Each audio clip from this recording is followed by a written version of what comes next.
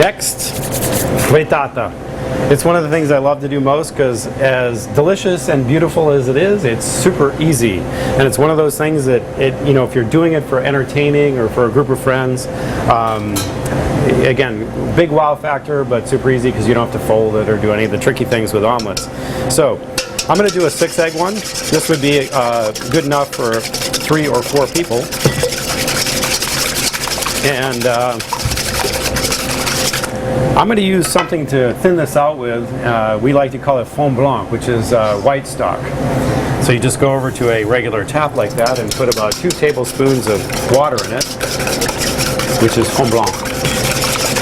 Now, why do I use water instead of cream or milk? I like that when it steams, it adds lightness and a delicate texture. When it puffs up, it creates this wonderful puffiness to the frittata. So once they are fully mixed and stirred, we're going to go over to our pan, make sure it's good and hot, and we're going to stir that in. Just a little bit of olive oil. Again, you want your pan to be hot. Get those sides all loosened up. Get a little more temp on this thing. Make sure you have your broiler set on medium or low, and then we're going to start the frittata process. All you do is in a hot pan, olive oil. Oh, one more thing. If you like to do this and you want to add a little richness to it, all it takes is a knob of butter with mostly olive oil, and that will give you this really haunting richness to it. Again, that's optional.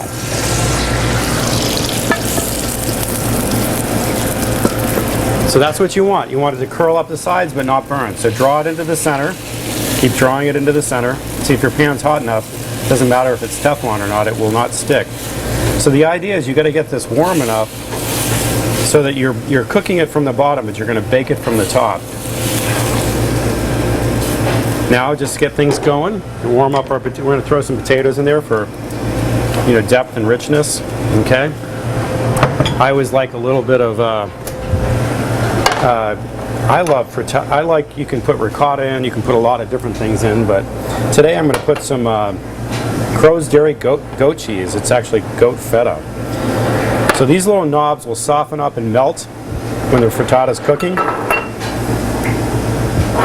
And it'll create these little pillows of softness.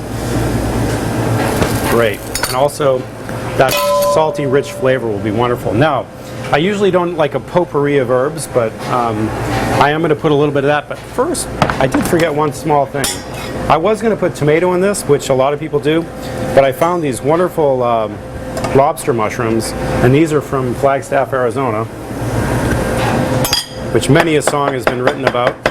We'll just put those in. So that's going to add some color, some depth, and then I think that's pretty much it. What do you say we just bake it?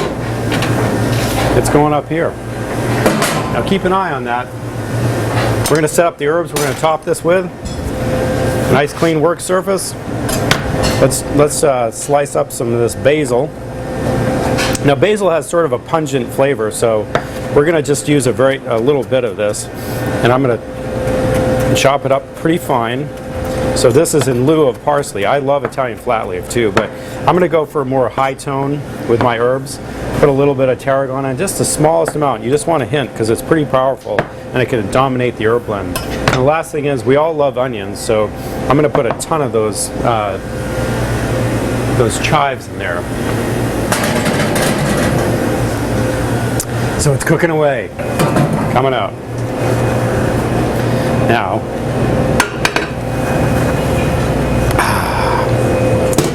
wow. Then we're just going to sprinkle a little bit of herbs on it. And again, an ample amount of chive. This is going to really dress it up nicely. A little bit of salt. Give it some crunch. The last thing I'm going to do is just a teeny bit of smoked paprika. Now you don't have to do this. You can do salsa. You can do nothing at all. But I'm just going to add this little bit of tinge of interest to it. Not only color, but also smoky, intense, spicy flavor. All right. And there you have it. Frittata.